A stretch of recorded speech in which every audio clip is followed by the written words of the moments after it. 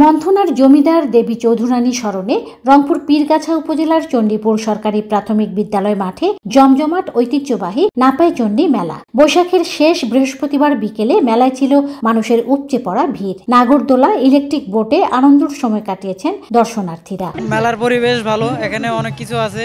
মেলায় খাবার জিনিস আছে, খেলনা পুতুল, যেমন নাগরদোলা, নৌকা, ছোট বাচ্চাদের খেলার জিনিস, আরো অনেক কিছুই আছে এইটাই।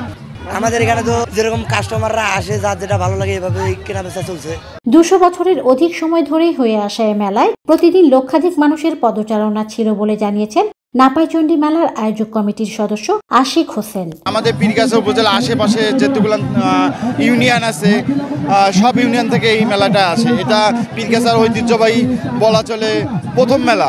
ইতিহাস থেকে জানা যায়, মন্থনার জমিদার দেবী চৌধুরানী ব্রিটিশদের শোষণ নির্যাতনের বিরুদ্ধে বিদ্রোহ ঘোষণা করেছিলেন। 1783 সালের বৈশাখ মাসের পয়লা বৃহস্পতিবার লর্ড ওয়ারেন হেস্টিংসের নেতৃত্বে একদল ইংরেজ বাহিনীর সাথে যুদ্ধ করে পরাজিত ও নিহত হন দেবী চৌধুরানী। তার পরাজিত স্থানে বাংলার বৈশাখ মাসের প্রতি বৃহস্পতিবার বসে নাপাইচণ্ডী মেলা।